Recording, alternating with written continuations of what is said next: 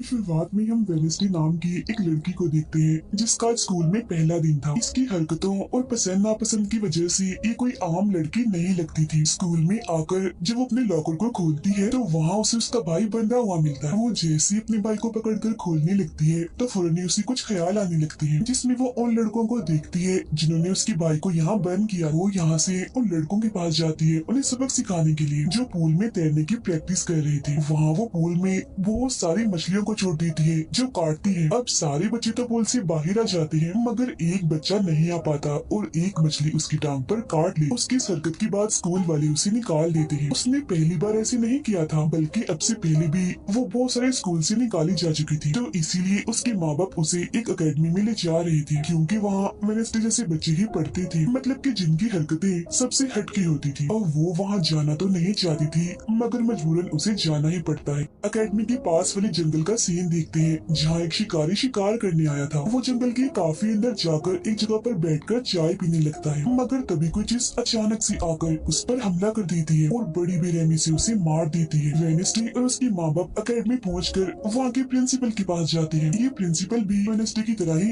Outcast होती है। Outcast में जलपरी, वेयरवुल्व्स, वैम्पायर्स, चुड़ैल और ऐसे लोग शामिल थे जिनमें जादुई ताकतें पाई जाती है, और इस तरह के ही सारे बच्चे इस अकेडमी में पढ़ते हैं। वेडनेसडे के साथ जिसने कमरे में रहना था, यानी उसकी रूम में, उसने कमरे को काफी रंगीन बनाया हुआ था। इसीलिए सब कुछ वेडनेसडे को पसंद नहीं आता, क्योंकि उसे तो बस काला रंग ही पसंद था। यहाँ का सारा माहौल देखकर वो मुंह बना लेती है। तब उसकी रूममेट उससे पूछती है, तुम ठीक हो ना, क्या हुआ तुम्हें? जिस पर उसके डैड जवाब देते हैं, मेरी बेटी बड़ी अजीब है, काफी बोर है और बस इसे तुम जिंदा लाश समझो। अपने डैड की ये बातें सुनकर वेडनेसडे उन्हें घूरने लगती है। अब उसकी रूममेट उसे पूरी अकेडमी घुमा रही थी कि तभी एक लड़का वहाँ आकर वेडनेसडे से उसकी फेसबुक आईडी मांगता है, जिस पर वो कहती है, मैं कोई भी सोशल मीडिया इस्तेमाल नहीं करती, क्योंकि सोशल मीडिया हड्डियों को सड़ा देने वाली सिर्फ एक बीमारी है और कुछ भी नहीं। जाने से पहले वेडनेसडे की मॉम उसे कहती है, अब तुम यहाँ से कभी भाग नहीं पाओ। जिस पर वो कहती है, देख लीजिएगा, मैं आपसे वादा करती हूँ कि जल्द ही मैं यहाँ से भाग जाऊंगी। वहाँ से जाते वक्त उसके डैड वहाँ एक हाथ छोड़ देते हैं ताकि वो वेडनेसडे पर नजर रख सके। उधर जंगल में जब पुलिस छानबीन करने आती है तो उन्हें उस शिकारी की लाश के टुकड़े अलग अलग जगहों पर पड़े मिलते हैं। ऐसा हादसा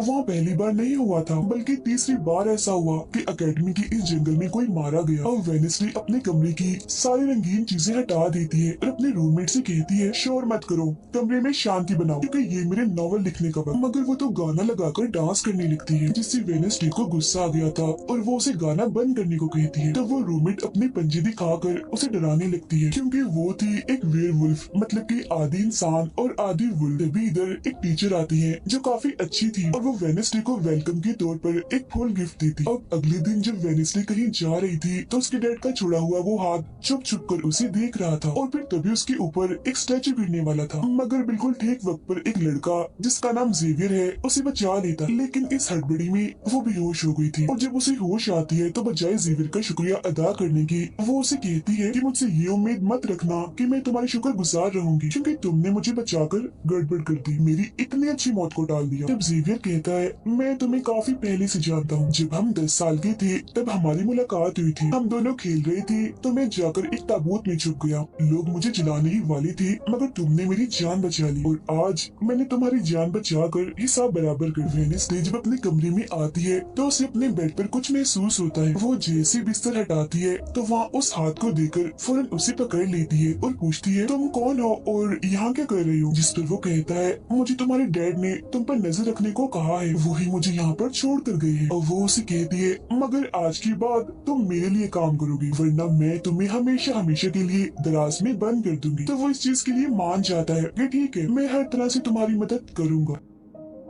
अगले दिन प्रिंसिपल वेडनेसडे को एक दिमागी डॉक्टर के पास ले जाती है, क्योंकि उन्हें भी ऐसा महसूस हुआ था कि वेडनेसडे का दिमागी तवाज़ुन कुछ ठीक नहीं है। मगर वो वहाँ कोई बहाना बनाकर हाथ की मदद से खिड़की खोलती है और वहाँ से भाग जाती। भागते हुए वो एक आदमी से टकरा जाती है, जिससे फौरन उसे ख्याल आता है, जिसमें वो देखती है कि इस आदमी का अभी एक्सीडेंट होने वाला है, जिसमें वो मर गया है बड़ी बेरहमी से। मगर वो इस बारे में उस आदमी को कुछ नहीं बताती, क्योंकि उसे खून खराबा बहुत पसंद। वो एक होटल में जाती जाती है जहाँ उसकी मुलाकात एक वेटर से होती है। वो काफी परेशान दिख रहा था क्योंकि उसकी कॉफी मशीन खराब हो गई। वेडनेसडे उसे कहती है, मैं तुम्हारी कॉफी मशीन ठीक कर सकती, लेकिन इसके बदले तुम्हें मुझे स्टेशन पर छोड़ना होगा, जिसके लिए वो मान भी जाता है और वेडनेसडे उसकी मशीन ठीक कर देती है। जिस पर वो कहता है, बस थोड़ा सा इंतजार करो, मेरी शिफ्ट खत्म होने वाली है, फिर हम चलते। और वेडनेसडे जब वहाँ बैठी इंतजार कर रही थी कि तभी कोई शरारती लड़की आकर उसे परेशान करने लगती है, जिससे उसे गुस्सा आ गया था और वो उन लड़कों को अकेली ही काफी मारती है और अच्छा सबक सिखाती है। अब इतनी ही देर में उस वेटर के डैड जो एक पुलिस ऑफिसर थे वहाँ आ जाते हैं। तोड़फोड़ देखकर जब वो अपने बेटे से इस बारे में पूछते हैं तो वो कहता है, कुछ नहीं, बस वो लड़के कस्टमर्स को परेशान कर रहे थे तो इसने उन्हें अच्छा सबक सिखा दिया। तभी यहाँ अकेडमी की प्रिंसिपल भी आ जाती है, उनसे सॉरी बोलकर वेडनेसडे को यहाँ से ले जाती है। रास्ते में वो उस पर काफी गुस्सा करती है कि आखिर तुमने कैसे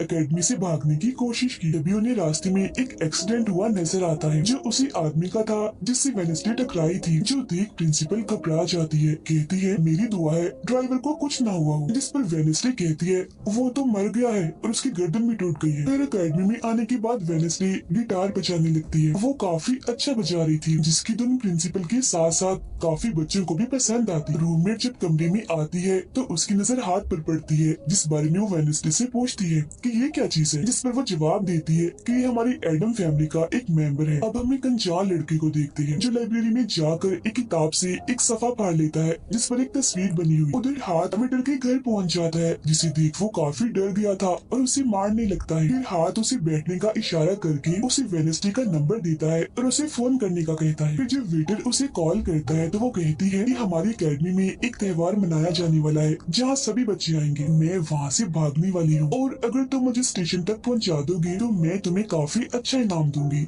जिस पर वो वेटर मान भी जाता है। जब वो त्योहार में जाती है तो देखती है कि प्रिंसिपल की नजर मुझ पर ही है, इसीलिए वो एक आदमी को पैसे देकर प्रिंसिपल का ध्यान भटकाने का कहती है। अब वेटर वहाँ आकर वेडनेसडे के जाने से पहले उसे उसके डैड का एक पुलिस रिकॉर्ड तोहफे में देता है जो उसने अपने डैड की फाइल्स में से चुराया था, क्योंकि उसके डैड एक पुलिस ऑफिसर जो थे। अब उस रिकॉर्ड को लेकर जैसे वो यहाँ से जाने लगती है तो तभी वो उस लड़के से टकरा जाती है जिसने बुक में से तस्वीर को फाड़ा था। टकराते ही वेडनेसडे को उस लड़के की मौत के ख्याल आने लगते हैं कि वो थोड़ी देर में मरने वाला है, जो बहुत ही भयानक थी। वो लड़का अब जंगल की तरफ जाने लगता है तो वेडनेसडे भी उसके पीछे जाती है और कहती है, रुक जाओ, जंगल में मत जाओ, तुम्हारी जान को खतरा है, तुम मर जाओगे। मगर तभी वो उसे अपने जादू से उड़ाकर पेड़ पर लगा देता है और कहता है, खतरा मुझे नहीं तुम्हें है, बल्कि तुम खुद ही खतरा हो और मैं सब लोगों को तुमसे बचा रहा हूँ। उस दिन स्टैचू को मैंने ही तुम्हारे ऊपर गिराया था। जिसके बाद वो उसे एक तस्वीर दिखाता है और कहता है, इस तस्वीर में तुम ही हो जिसे मेरी मॉम ने 25 साल पहले बनाया था और ये उस वक्त की बात है जब वो इस अकेडमी में पढ़ती थी। मरने से पहले उन्होंने कहा था कि इस लड़की इन्हें तुम्हें मुझे रोकना होगा, नहीं तो तुम इस अकेडमी के साथ साथ पूरी दुनिया को ही तबाह कर दोगी। वो बस वेडनेसडे को मारने ही वाला था कि तभी एक बड़ा सा मॉन्स्टर आकर उस पर हमला कर देता है और बड़ी ही बेरहमी से उसे मार देता है। इसके बाद हम वेडनेसडे को उसके कमरे में देखते हैं क्योंकि उसने यहाँ से भागने के इरादे को खत्म कर दिया था, क्योंकि अब उसके दिमाग में बहुत सारे सवाल थे, जैसे कि मैं इस दुनिया के लिए खतरा कैसे हूँ, एक मॉन्स्टर ने आखिर मेरी जान क्यों बचाई, और साथ ही उसके डैड के खिलाफ पुलिस रिपोर्ट जिसमें उसके डैड के ऊपर एक कत्ल का इल्जाम था। अब अगले दिन पुलिस ऑफिसर वहाँ आते हैं क्योंकि वेडनेसडे ने ये रिपोर्ट लिखवाई थी कि उस अनजान लड़के की मौत मैंने अपनी आंखों से होती हुई देखी जंगल में। मगर पुलिस को वहाँ ना कोई लाश मिलती है और ना ही कोई ठोस सबूत। तो वेडनेसडे से पूछते हैं कि आखिर तुम इतनी रात को जंगल में कर क्या रही थी, जिस पर वो कहती है, मैंने जंगल में उस लड़के को जाते हुए देखा था और जब मैंने उसका पीछा किया तो देखा कि एक मॉन्स्टर ने आकर उसे मार दिया है, जिसके बाद में बेहोश हो गई। तो फौरन प्रिंसिपल पुलिस ऑफिसर से कहती है, उस लड़के का कोई कत्ल नहीं हुआ, वो जिंदा है, बस यहाँ से भाग गया है, इसीलिए आपको वेडनेसडे की बातों का यकीन नहीं करना चाहिए। अक्सर इसे इस तरह के दौरे पड़ते रहते, हम इसका इलाज करवा रहे हैं, जल्दी ये ठीक हो जाएगी। फिर जब प्रिंसिपल वहाँ से जाती है तो वो ऑफिसर से कहती है कि जंगल में कोई तो है जो सबको मार रहा है और उसी ने उस लड़की को भी मारा है। मगर तभी वहाँ वो लड़का आ जाता है जो जिंदा था और बिल्कुल सही सलामत भी। अब अगले दिन जब वेडनेसडे को डॉक्टर के पास ले जाया जाता है तो वो उससे पूछती है कि क्या तुमने ये अफवाह इसलिए फैलाई कि सभी की तवज्जो तुम पर हो जाए, यानी कि तुमने उस लड़के की मौत होते हुए देखा। जिस पर वो कहती है मैं जानती हूँ मैंने क्या देखा है, ओके मुझे तुम्हें बताने की कोई जरूरत नहीं। अगले दिन उसे पता चलता है कि उसी लड़के को बगैर किसी वजह से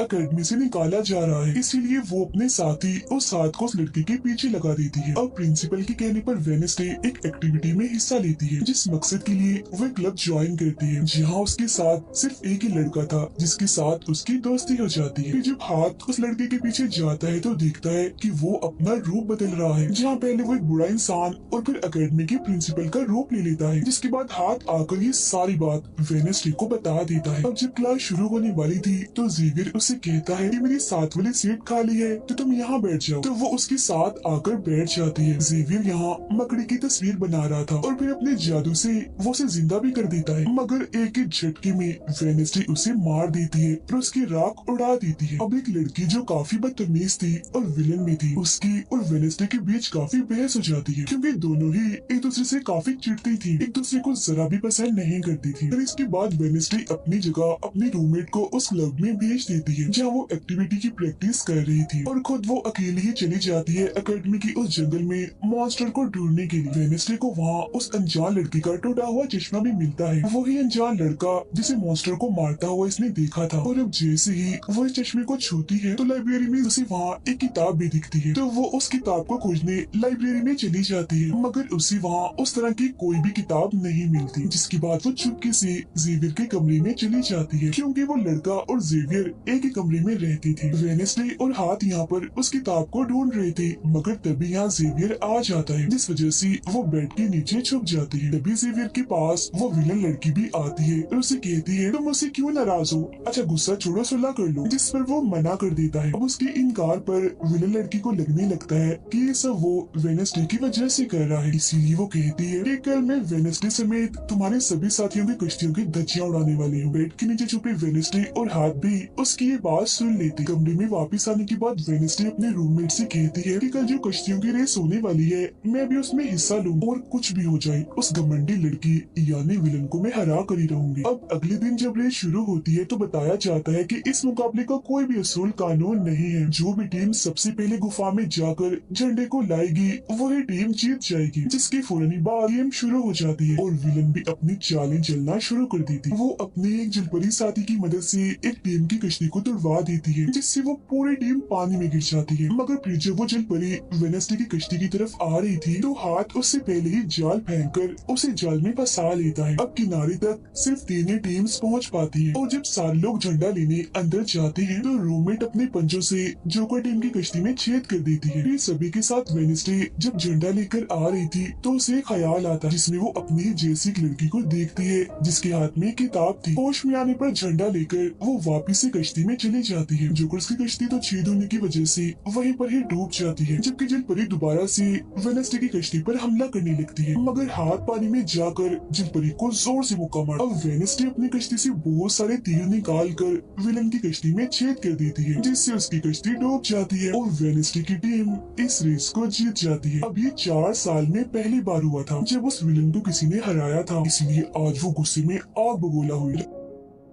रात के वक्त वेडनेसडे एक स्टैचू के पास जाती है जिसके हाथ में किताब थी। किताब पर लिखी एक पहेली को जैसे ही वो सुलझाती है तो वहाँ एक रास्ता खुल जाता है। जैसे उसके अंदर जाती है तो देखती है कि यहाँ उसकी मॉम डैड के अलावा और भी बहुत सारे लोगों की तस्वीरें लगी हुई है। उसे वहाँ वो किताब भी मिल जाती है जिसकी वो तलाश कर रही थी, मगर जैसे वो उस किताब को वहाँ से लेकर जा रही थी कि तभी अचानक से कोई आकर उस पर हमला कर देता है, जिससे वो बेहोश हो जाती है। अब उसे जैसे होश आती है तो देखती है कि उसे कुछ लोगों ने बंदी बनाया हुआ है, जिन्होंने मास्क भी लगाए हुए थे, मगर उनकी आवाज सुनते ही वेडनेसडे उन्हें पहचान लेती है और कहती है कि मैंने तुम्हें पहचान लिया है, तुम अपने अपने मास्क हटा सकते हो। असल में ये लोग और कोई नहीं बल्कि विलन और उसके साथी थे। इसी दौरान वो अपनी रस्सी भी खोल चुकी थी और वहाँ से जाने लगती है, मगर जाते जाते वो कहती है तुम सब छोटे बच्चे हो, अगवा करना भी तुम्हें ठीक से नहीं आता। वापिस आने के बाद वो उस तस्वीर को किताब पर लगाकर मुकम्मल करती है, जिसे उस लड़की ने किताब से फाड़ लिया था और वो उसे पढ़ने लगती। अब अगले दिन प्रिंसिपल सभी बच्चों को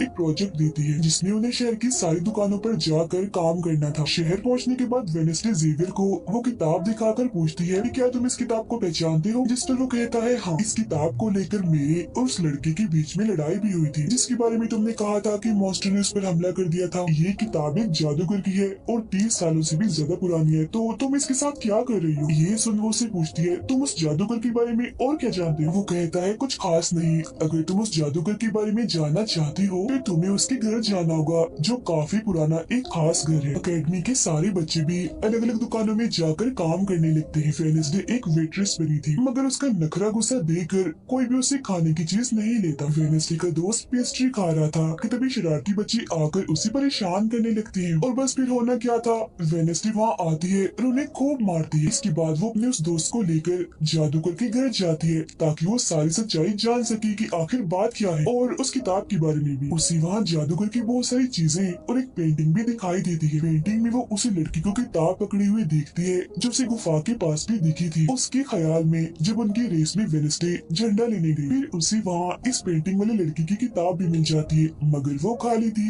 क्योंकि वो नकली थी। इतनी ही देर में वहाँ एक औरत आती है तो वेडनेसडे उसे असली किताब के बारे में पूछती है जिस पर वो कहती है कि वो किताब तो चोरी हो गई थी और इस वक्त तुम जहाँ खड़ी हो ये भी उस जादूगर का असली घर नहीं है। इसके बाद वेडनेसडे वेटर से मिलने उसकी होटल जाती है और उससे जादूगर के असली घर के बारे में पूछती है तो वो उसे असली घर के बारे में बता भी देता है। जहाँ से वेडनेसडे अकेली ही उस घर में चली जाती, वहाँ उसे एक बूढ़ा आदमी मिलता है जो उसे कहता है ये मेरी जगह है, मेरा घर है, निकलो यहाँ से। जब ये सुन वेडनेसडे का साथी वो हाथ उसके मुंह पर ही हमला कर देता है जिससे डरकर वो आदमी वहाँ से भाग जाता है और वेडनेसडे को यहाँ से कुछ नहीं मिलता इसीलिए वो यहाँ से जाने लगती है। मगर जब वो दरवाजे से बाहर जाती है तो फौरन उसे ख्याल आता है जिसमें वो देखती है कि वो जादूगर एक लड़की को चुड़ैल साबित करके इस घर में बंद कर देता है जहाँ उससे पहले और भी बहुत सारे लोग बंधे हुए थे। ये सारे लोग आउटकास्ट की थी, यानी कोई वेम्पायर था, कोई जलपरी, कोई वेयरवुल्फ तो कोई चुड़ैल, इसीलिए जादूगर इन सबको शैतान समझता था। इस तरह के सभी लोगों को यहाँ कैद करने के बाद वो इस पूरे घर में आग लगा देता है। वो बच्ची जिसे जादूगर ने चुड़ैल साबित किया था वो अपनी मॉम को आजाद करने की कोशिश करती है मगर नहीं कर पाती क्योंकि सभी लोगों को जंजीर की मदद से जमीन के साथ बांधा हुआ था। सिर्फ वो बच्ची ही आजाद थी, इसीलिए अपनी माँ के कहने पर उसे बेसमेंट के जरिए वहाँ से भागना पड़ता है। जिसके बाद वो जादूगर जो बेहद ही जालिम था सभी आउटकास्ट के लोगों को चिल्ला देता है। अभी वो लड़की वेडनेसडे के पास आती है और कहती है वो बहुत ही जालिम है, हम सबको मार देगा। तब इतनी ही देर में वो जादूगर भी वहाँ आ जाता है जिससे वेडनेसडे डर जाती है और वापिस से होश में मतलब कि मौजूदा वक्त में आ जाती है। होश में आते वो हाथ से कहती है मैंने उस लड़की को देख लिया, उसने मुझसे बात भी की, मुझे लगता है वो मेरे खानदान की कोई मेंबर है। तभी यहाँ जंगल वाला मॉन्स्टर आकर इस घर पर हमला कर देता है मगर जब उसकी नजर वेडनेसडे पर जाती है तो वो यहाँ से भाग जाता है। वेडनेसडे और हाथ उसका पीछा करते हैं मगर देखते हैं कि मॉन्स्टर के कदमों के निशान तो इंसानी पैरों के निशान में बदल गए। अगले दिन उस जादूगर की मूर्ति को इज्जत के तौर पर इस जगह पर लगाया जाने वाला था क्योंकि शहर के लोग तो उसे अपना हीरो ही मानते थे और आज वेडनेसडे को वहाँ गिटार बजाने के लिए बुलाया गया था। लेकिन वो लोग जैसे मूर्ति लगाकर अपना काम करने लगते हैं तो तभी वो हाथ नीली फेंककर मूर्ति को आग लगा देता है क्योंकि वेडनेसडे के कहने पर उसने पहले ही मूर्ति पर पेट्रोल डाल दिया था। आग देखकर सारे लोग वहाँ से भाग जाते हैं मगर वेडनेसडे अभी भी वहाँ बैठी गिटार बजा रही होती है। साथ ही वो मूर्ति को जलता हुआ देखकर खुश भी हो रही थी। अब प्रिंसिपल को वेडनेसडे पर ही शक था मगर उसके खिलाफ प्रिंसिपल के पास कोई सबूत नहीं था। अब जादूगर के जिस पुराने घर में वेडनेसडे गई थी जहाँ वो बूढ़ा आदमी था वो अभी भी वही रुका हुआ था मगर तभी वो मॉन्स्टर वहाँ आता है और उस बूढ़े आदमी पर हमला कर देता है। लेकिन मरते मरते वो बूढ़ा आदमी मॉन्स्टर की 2-3 तस्वीरें अपने कैमरा में बना ही लेता है। पुलिस को जब ये खबर मिलती है तो फौरन छानबीन करने पहुँच जाती है जहाँ उन्हें बूढ़े आदमी के कैमरा से मॉन्स्टर की तस्वीर भी मिल जाती है। अगले दिन हाथ मुर्दा घर जाकर वहाँ लगे कैमरा पर कोई चीज लगा देता है ताकि जो वो करे उसे कोई ना देख सके। फिर वो दरवाजा खोलता है तो वेडनेसडे अंदर आती है। वो यहाँ दरअसल उस बूढ़े आदमी के जख्मों को देखने आई थी जिसे उस मॉन्स्टर ने मारा था। वो बूढ़े आदमी की लाश को देखकर सारा डेटा अपने पास रिकॉर्ड कर लेती है जबकि हाथ उसकी एक फाइल बनाने में लग जाता है। तभी वहाँ डॉक्टर और पुलिस ऑफिसर भी आ जाते हैं। तब छुपने के लिए वेडनेसडे एक बॉक्स मिस हो जाती है फिर जब डॉक्टर उस बॉक्स को खुला हुआ देखते हैं तो फौरन उसे चेक करते हैं, मगर जब वेडनेसडे को उसमें पड़ा हुआ देखते हैं तो उन्हें लगता है कि ये भी एक लाश है, इसीलिए वो उस बॉक्स को बंद करके वहाँ से चले जाते हैं। मगर फिर जब हाथ उसे वहाँ से लेने आता है तो वो कहती है, अच्छा तंग मत करो प्लीज, थोड़ी देर और सुने तो बड़ा मजा आ रहा है। फिर इसके बाद वो अपनी छानबीन से ये पता लगवा लेती है कि वो मॉन्स्टर असल में जिस्म के हिस्सों को इकट्ठा कर रहा है। फिर अगले दिन जब वो अकेडमी जाती है तो उसे जेवियर की गर्दन पर किसी के पंजों के निशान दिखते हैं। अब हम जेवियर को एक केबिन से बाहर आता हुआ देखते हैं और क्योंकि वेडनेसडे को उसके जख्मों पर पहले से ही शक था तो वो भी उसका पीछा करते करते वहाँ आ गई थी। उससे वहाँ पर बहुत सारी मॉन्स्टर की ड्राइंग्स और तस्वीरें दिखती हैं। एक तो तस्वीर को लेकर जैसी वो वहाँ से जाने लगती है तो तभी जेवियर उसे देख लेता है और जाने से रोक देता है, मगर वेडनेसडे उसका ध्यान भटकाने के लिए उसे बस एक ही बात कह देती है कि क्या तुम आज रात होने वाली डांस पार्टी में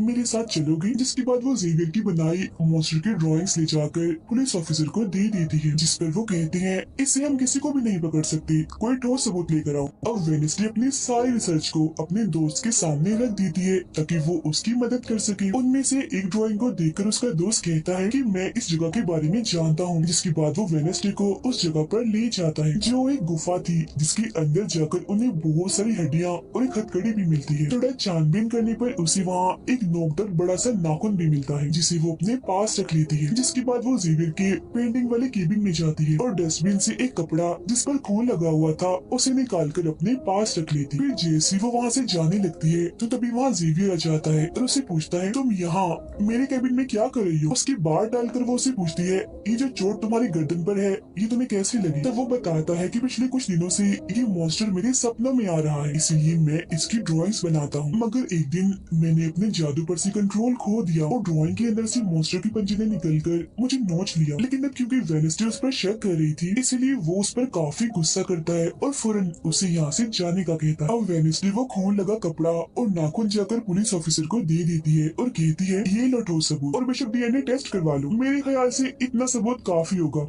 है ना। वो अपने दोस्त के पास जाती है और कहती है कि डांस पार्टी में जाने के लिए हमारे साथ कोई नहीं है, तो हम ऐसा करते हैं डांस पार्टी में नहीं जाते बल्कि गुफा में जाकर मॉन्स्टर को ढूंढते हैं। जिसके बाद रात को वेडनेसडे अपने दोस्त के साथ जंगल में जाने की तैयारी कर रही थी, मगर तभी उसके दरवाजे पर वेटर तैयार होकर आता है क्योंकि हाथ ने उसे वेडनेसडे की तरफ से डांस पार्टी में चलने की दावत भेजी थी। अब क्योंकि वेटर काफी खुश था तो वेडनेसडे उसका दिल तोड़ना नहीं चाहती थी, इसीलिए वो अपने गुफा में जाने वाले प्लान को खत्म करके वेटर के साथ पार्टी में जाने का फैसला करती है। जब वेडनेसडे वहाँ से जाने लगती है तो उसका दोस्त वहाँ आता है तो वो उसे कहती है आई एम सॉरी मैं पार्टी में जा रही हूँ, हम ऐसा करते हैं कल गुफा में जाएंगे।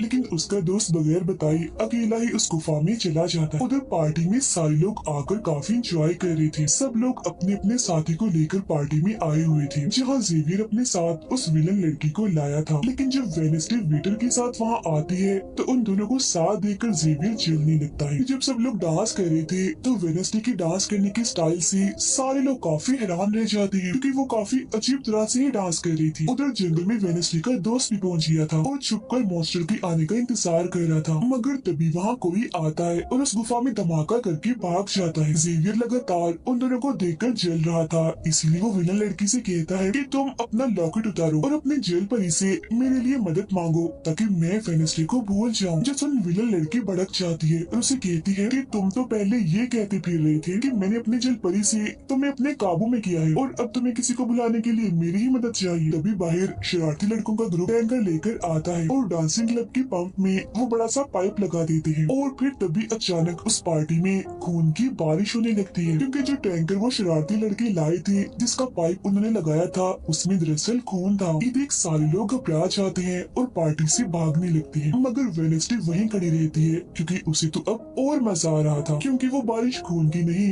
बल्कि कलर की थी जिसमें वो काफी इंजॉय कर रही थी। तभी वेडनेसडे को ख्याल आता है जिसमें वो देखती है कि उसका दोस्त अकेला ही जंगल में चला गया है जहाँ वो मुसीबत में है, उसकी जान खतरे में है, इसीलिए वो जंगल की तरफ उसे बचाने के लिए भाग जाती है। उसके दोस्त के पीछे दरअसल वो मॉन्स्टर पड़ गया था जिससे बचकर वो भाग रहा था। वो मॉन्स्टर एक बार उस पर हमला करता ही है कि तभी वेडनेसडे उसे ढूंढते हुए वहाँ आ जाती है। तब मॉन्स्टर उसे देखकर वहाँ से भाग जाता है। वो अपने दोस्त को बेहोश पड़ा हुआ देखकर काफी घबरा जाती है। इतनी ही देर में उसकी टीचर भी उसका पीछा करते करते वहाँ आ गई थी, जिसके बाद उसके दोस्त को हॉस्पिटल ले जाया जाता है और वेडनेसडे खुद वापस अपनी एकेडमी में आ जाती है जहाँ वो अपने डैड पर लगी एग्जाम को सुलझाने की कोशिश कर रही थी कि आखिर सच क्या। अकेडमी में सारे माँ बाप अपने बच्चों से मिलने आते हैं क्योंकि आज मीटिंग थी। प्रिंसिपल सबको बताती है कि वेडनेसडे के दोस्त की हालत में सुधार हो रहा है, कुछ दिन के बाद ठीक होकर वो वापिस आ जाएगा। मगर दूर खड़ी वेडनेसडे अपने रूममेट को बताती है कि ये झूठ है, वो तो कोमा में है बेचारा। तभी यहाँ दोनों के माँ बाप आ जाते हैं और ये उनसे मिलने चली जाती। वेडनेसडे अपने मॉम डैड को बताती है कि जब से आपने मुझे यहाँ छोड़ा है मेरे ऊपर बहुत सारे हमले हुए हैं। अब इन सभी को अपनी अपनी फैमिली से मिलता हुआ दूर खड़े जेवियर और विलन लड़की देख रहे हैं क्योंकि उनके मॉम डैड आज भी नहीं आए। अब विलन लड़की सुधर गई होती है, साथ ही उसके जेवियर के साथ दोस्ती भी हो गई थी, तो अब से हम उसे जेवियर की दोस्त कहें। तब इतनी ही देर में उसकी मॉम भी इधर आ जाती है, जिसे देखकर वो काफी हैरान थी। वेडनेसडे के माँ बाप प्रिंसिपल से मिलते हैं तो वो कहती है कि वेडनेसडे काफी अजीब तरह से सबसे पेश आती है, इसे डॉक्टर के पास ले जाए इलाज करवाने के लिए। अब इससे पहले वहाँ उसके माँ बाप कुछ कहते फौरन वो बोल पड़ती है कि रुके जरा डैड, मैं आपसे कुछ पूछना चाहती हूँ। ये देखे एक लड़का जिसका नाम गैरेट है, इसकी कत्ल का इल्जाम आपके सर पर क्यों है और ये कौन था? तब वेडनेसडे की मॉम उसे कुछ भी बताने से इनकार कर देती है। तो वो अपनी मॉम को ये कहकर यहाँ से चली जाती है कि मत बताइए, बाकी सबूत मैं खुद ढूंढ लूँ। वो सीधा जाती है हॉस्पिटल अपने दोस्त से मिलने, जहाँ उसका ख्याल वेडनेसडे का साथी हाथ रख रहा था। अब पता चलता है कि डॉक्टर ने अपनी जान ले ली है और ये डॉक्टर वही था जिसकी मुर्दा खाने से वेडनेसडे बूढ़े आदमी की लाश को देखने आई। मरने से पहले डॉक्टर ने एक खत भी छोड़ा था जिसमें लिखा हुआ था कि मैं गैरेट के केस पर शर्मिंदा हूँ क्योंकि मैंने उसकी झूठी रिपोर्ट बनाई थी। अब जब सारे लोग खाना खा रहे थे तो तभी वहाँ पुलिस ऑफिसर आकर वेडनेसडे के डैड को पकड़ लेता है और कहता है कि गैरेट की मौत के इल्जाम में तुम्हें गिरफ्तार किया जा रहा है। जेल में वेडनेसडे अपने डैड से मिलने जाती है, पूछती है कि बताएं गैरेट से आपका क्या वास्ता। तो वो बताते हैं कि गैरेट तुम्हारी मॉम से बहुत प्यार करता था, फिर एक दिन जब तुम्हारी मॉम और मैं साथ थे तो गैरेट ने आकर मुझ पर हमला कर दिया। मैंने अपना काफी बचाव किया, जिस दौरान गलती से उसकी मौत हो गई। ये सुन वेडनेसडे को उनकी बात थोड़ी झूठी लगती है। फिर वो पुलिस ऑफिसर के पास जाती है, कहती है मेरे डैड ने गैरेट को नहीं मारा और ये उनके खिलाफ साजिश की जा रही है। जिस पर वो कहता है दुनिया तुम्हारे हिसाब से नहीं चलती, हमारे पास सबूत आ गए हैं तुम्हारे डैड के खिलाफ। वो कहती है मैं नहीं मानती और मेरा ख्याल है कि जिसने मेरे दोस्त को मारने की कोशिश की उसने ही गैरेट को मारा होगा। पार्क में रूममेट अपनी मॉम के साथ बैठी थी, जहाँ उसकी मॉम चाहती है कि वो पूरी तरह एक वेयरवुल्फ बन जाए और वो उसे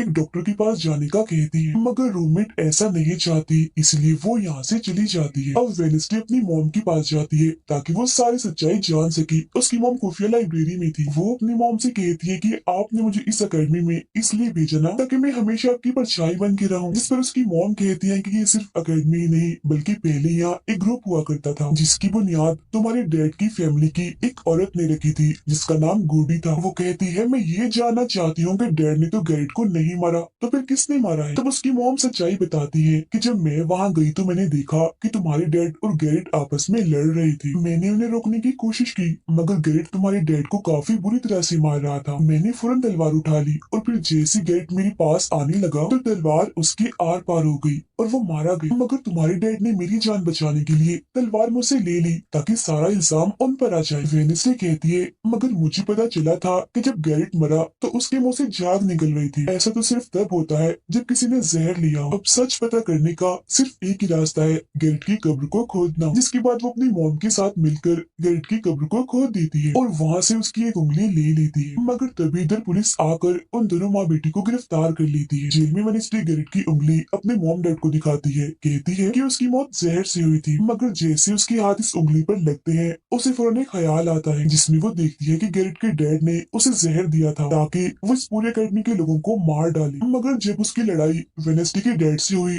तो जहर की बोतल टूट गई जिससे सारा जहर गैरेट के अंदर चला गया, जिसका मतलब साफ था कि उसने वेडनेसडे के डैड को ही नहीं बल्कि पूरी अकेडमी को ही खत्म करने आया था। जेल से रिहा होने के बाद वेडनेसडे और उसकी मॉम मेयर के पास जाती है, कहती है आपने गैरेट की मौत के सच को छुपाया, उसकी मौत जहर से हुई थी न कि तलवार से और ये बात साबित भी हो गई है। जो सुन मेयर सब कुछ सच बता देता है जिसके बाद वेडनेसडे के डैड को भी रिहा कर दिया जाता है। अब वेडनेसडे अपनी मॉम को बताती है कि मुझे बहुत ख्याल आते हैं, जिस पर उसकी मॉम कहती है कि ये खासियत हमारे खानदान में है, ख्याल सबको आते हैं, अगर ख्याल हमारे कंट्रोल में ना रहे तो ये हमें पागल बना सकते हैं, इसीलिए हमारे खानदान के पुराने लोग आकर हमें आसान रास्ता बताते हैं और ट्रेनिंग देते हैं। तो वेडनेसडे फौरन बोलती है जैसे गुडी एडम्स जिसके बारे में आपने बताया था कि वो मेरे डैड के खानदान की है, जिस पर उसकी मॉम कहती है कि मुझे नहीं पता, बहरहाल तुम होशियार रहना क्योंकि गुडी एडम्स बदला चाहती थी जिसके चक्कर में वो खुद भी नहीं बच पाई। फिर सबके माँ बाप अपने अपने बच्चों से मिलकर जा रही थी। रूममेट अपनी मॉम को कहती है, आप फिक्र मत करना, जब मुझे वेयरवुल्फ बनना होगा मैं बन जाऊँ। जाने से पहले वेडनेसडे की मॉम उसे वही किताब देती है जो अक्सर प्रिंसिपल के पास हुआ करती थी। वो किताब लेकर वेडनेसडे प्रिंसिपल के पास जाती है, कहती है कि उस अनजान लड़की को आपने मारा था,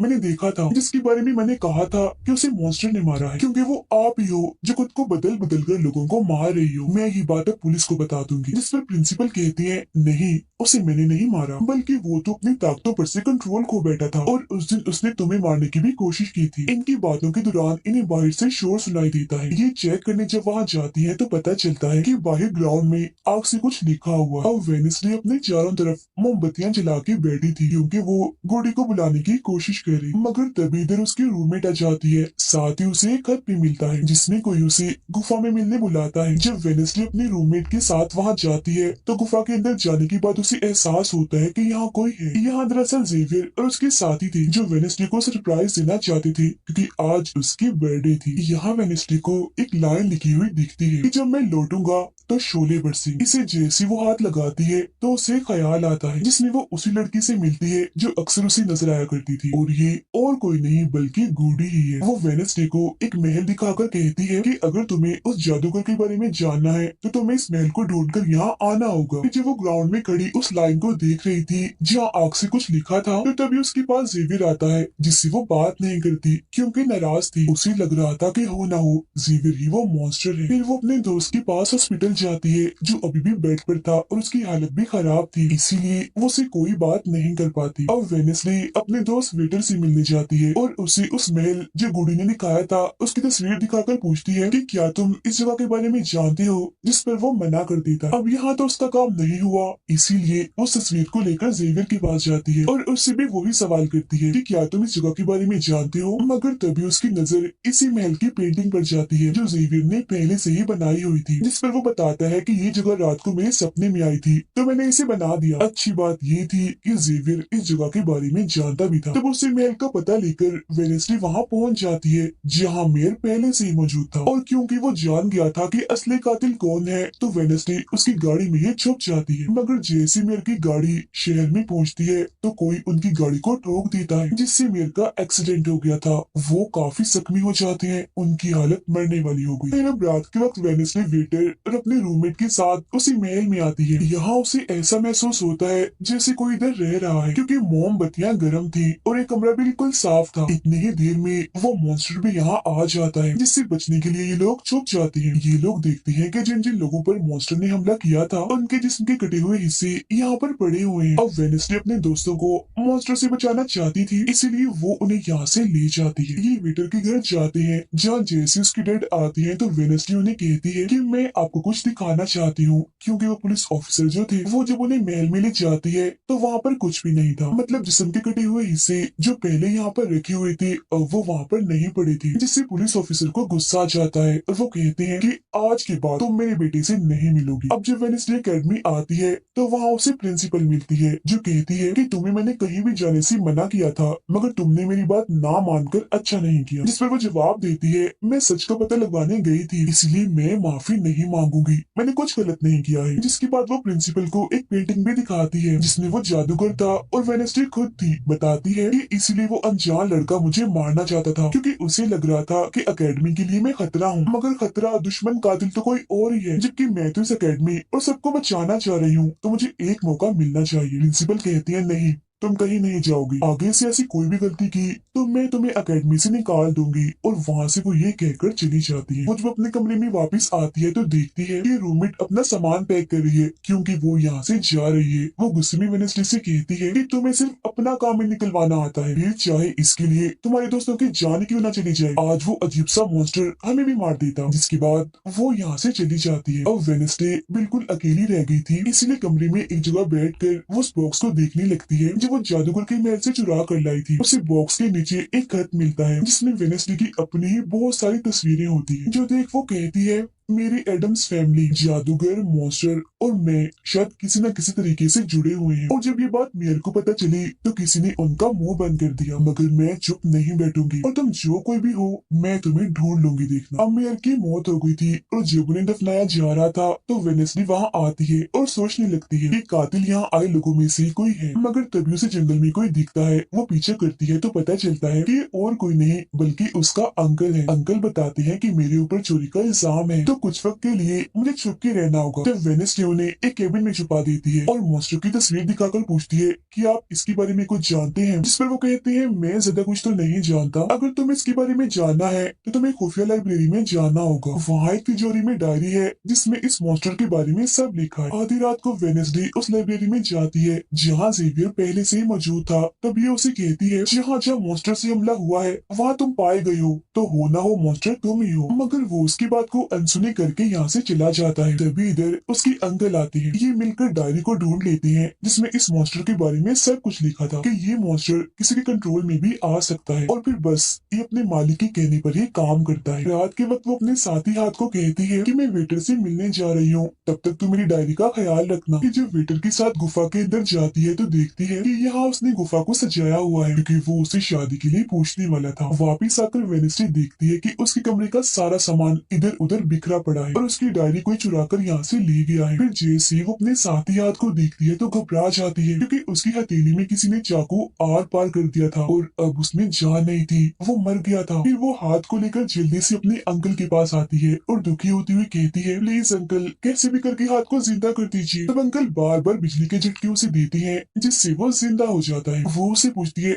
अच्छा तुम पर हमला किसने किया था, जिस पर इशारों से वो बताता है कि मैंने नहीं देखा क्योंकि हमला पीछे से हुआ था। जिस पर वेनेसली गुस्से से भर जाती है, कहती है चाहे कुछ भी हो जाए मैं उसे नहीं छोड़ूंगी, वो जो भी है। और वो प्रिंसिपल को आकर कहती है किसी ने मेरे कमरे में तोड़ फोड़ कर दी है, साथ ही कोई उस डायरी को भी चुरा कर ले गया है। वो कहती है वो डायरी तो खुफिया लाइब्रेरी में थी तो तुम्हारे पास कैसी आई, तुम ऐसी हरकतें मत करो कि अकेडमी को बंद करना पड़े, ऐसा मैं होने नहीं दूंगी। फिर जब वेनेसली वहाँ से जा रही थी तो तभी उसके पास उसके साथी आते हैं और उसे जानकारी देते हैं कि गैरेट जिसकी मौत का इल्जाम तुम्हारे डैड पर था उसकी मॉम को किसी ने डबोकर मारा था और मरने से पहले उनकी सारी प्रॉपर्टी एक डॉक्टर ने हथिया ली थी। डॉक्टर नाम सुनकर वेनेसली को दिमागी डॉक्टर पर शक होता है, इसीलिए वो सीधा उनके पास जाती है। कहती है कि मैं जानती हूँ आपके अंदर गैरेट की मॉम की आत्मा है जो सबसे अपनी मौत का बदला लेना चाहती है, अब बस कर दो तुम्हारा खेल खत्म हुआ। जिसके बाद वो यहाँ से चली जाती है। ये सारी बातें सुन डॉक्टर को जरा भी समझ नहीं आती कि क्या बोल रही थी, इसीलिए वो फौरन प्रिंसिपल को कॉल करती है। कहती है वेनेसडे आई थी, उसका बर्ताव काफी अजीब था, उल्टी उल्टी बातें कर रही थी वो। अब तभी यहाँ मॉन्स्टर आ जाता है जो डॉक्टर पर हमला करके उन्हें मार देता है। अब डॉक्टर तो मर गई थी,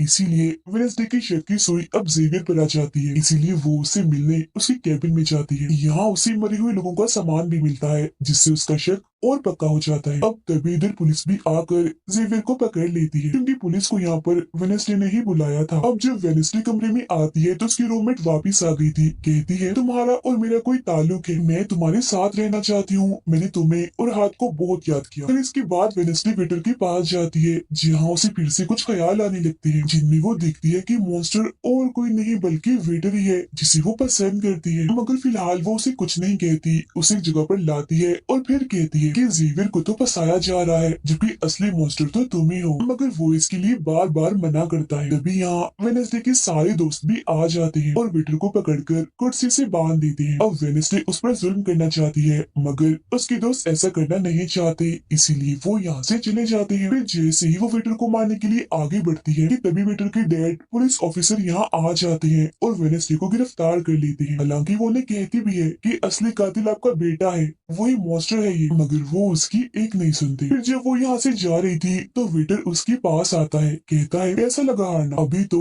और भी बहुत कुछ होना बाकी है बच्चों। जिसके बाद प्रिंसिपल भी वेनेसडे को कह देती है कि तुमने सारी हदें पार कर दी, इसीलिए तुम्हें अकेडमी से निकाला जा रहा है। लेकिन अभी भी वो बार बार एक ही बात कह रही थी कि वेटर ही असली मॉन्स्टर है, मगर फिर भी वो उसकी एक नहीं सुनती और जाने का कहती है। तब आखिरी बार वेडनेसडे जेवियर से मिलने जाती है, जो जेल में बंद था और उससे नाराज भी था क्योंकि वेडनेसडे ने ही उसे पुलिस के हवाले किया था। हालांकि वो उसे बताती भी है कि मॉन्स्टर वेटर है और उसने मेरे जरिए तुम्हें फंसाया है। वो उसकी एक नहीं सुनता, कह देता है कि सारी मुसीबत की जड़ तुम हो, अगर तुम ये अकेडमी छोड़ के चली जाओगी तो कुछ भी गलत नहीं होगा। ये बात सुनने के बाद वो एक सेकंड भी नहीं रुकती और यहाँ से चली जाती है। वो अपने कमरे में आकर अपना सारा सामान पैक करती है, जिसके बाद वो सभी से आखिरी मुलाकात करती है। सबसे आखिर में वो अपने दोस्त से मिलने हॉस्पिटल में जाती है, कहती है मैं तो जा रही हूँ, तुम अपना ख्याल रखना और हाँ, बाहर मत निकलना, बाहर मॉन्स्टर हो सकता है। और उस दिन गुफा में धमाका करने वाला और कोई नहीं बल्कि प्रिंसिपल ही थी, जिस पर वो कहता है नहीं, धमाका करने वाले के जूते लाल थे, जबकि प्रिंसिपल कभी भी लाल जूते नहीं पहनती। ये बात सुनकर वेडनेसडे को पता चल जाता है कि असली कातिल कौन है। वो अपनी उसी टीचर के पास जाती है जिसे सब पसंद करती थी और कहती है बाकी लोग तो बिला वजह मारे गए हैं, जबकि असली कातिल तो तुम ही हो। तुमने ही वेटर को अपने कंट्रोल में करके उसे मॉन्स्टर बनाया और धीरे धीरे उसे अपना गुलाम बना लिया, अपने इशारों पर नचाकर लोगों को उसके जरिए मरवाया। तभी यहाँ वेटर भी आ जाता है, जिसे वो टीचर कहती है जल्दी करो, वेडनेसडे को मार दो। लेकिन दरअसल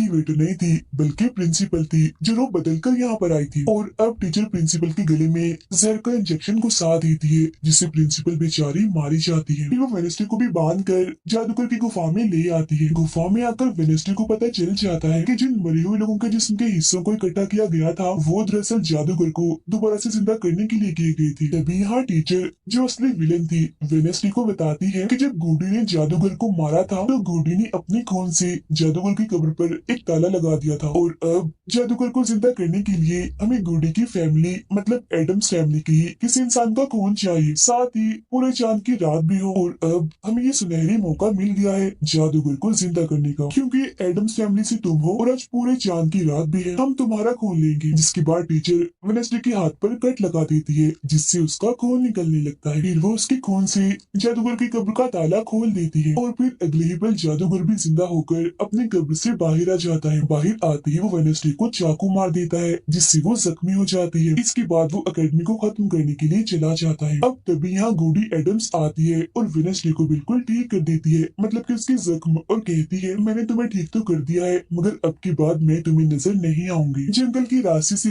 जब वेडनेसडे जा रही थी तो तभी उसके सामने वेटर आ जाता है। उसे टीचर कंट्रोल कर रही थी, इसीलिए वो मॉन्स्टर बनकर उस पर हमला कर देता है। वो बस उसे मारने ही वाला था कि तभी यहाँ एक वेयरवुल्फ आ जाती है, जो और कोई नहीं बल्कि रूममेट थी, जो आज पहली बार वेयरवुल्फ बनी थी, वो भी सिर्फ वेडनेसडे को बचाने के लिए। यहाँ वेयरवुल्फ और मॉन्स्टर के बीच काफी खतरनाक लड़ाई होती है, जिसमें वेयरवुल्फ मॉन्स्टर पर भारी पड़ रही थी और उसे काफी मारती है, अच्छा मजा चखाती है। इसके बाद वेडनेसडे जादूगर से लड़ने उसे रोकने के लिए अकेडमी में आ जाती है, जहाँ वेडनेसडे को बचाने के लिए जेवियर पहुंच जाता है। अब जैसे जादूगर जेवियर को मारने वाला था तो तभी सामने वेडनेसडे आ गई थी और वो बेचारी खुद जख्मी हो जाती है, मगर फिर भी वो जेवियर को कहती है कि तुम यहाँ से जाओ और बाकी अकेडमी वालों को बाहर निकालो, क्योंकि ये हम जैसे आउटकास्ट के लोगों को नहीं छोड़ेगा। जिसके बाद वो फिर से खड़ी हो जाती है, उसके हाथ में तलवार भी थी, जिसकी मदद से वो जादूगर से लड़ती है, मगर जादूगर काफी ताकतवर था, इसलिए वो उसके सामने नहीं टिक पाती। वो बस उसे मारने ही वाला था कि तभी इधर जेवियर की दोस्त आकर जादूगर का ध्यान भटका देती है, जिस दौरान मौका देकर वेडनेसडे उठती है और तलवार के एक टुकड़े को जादूगर के दिल के आर पार कर देती है, क्योंकि ऐसा उसे गूडी एडम्स ने करने को कहा था। जहाँ जादूगर एक बार फिर से मर जाता है और उन्हें उसका जिस्म जलने लगता है और राख बनकर उठ जाता है। जादूगर के मरते ही यहाँ वो टीचर आ जाती है, जिसके हाथ में गन थी, जिसे वो वेडनेसडे पर तान देती है क्योंकि वो उसे मारना चाहती है। मगर तभी यहाँ वेडनेसडे का दोस्त भी आ गया था, जिसके पास बहुत सारी मधुमक्खियां थी। वो उन सभी मधुमक्खियों को